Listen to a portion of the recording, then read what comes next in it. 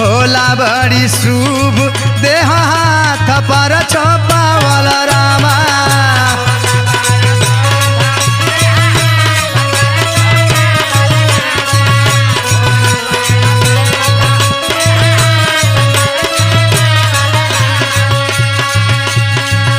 आव आव जाए के बाट हम के याद बहुत लामा।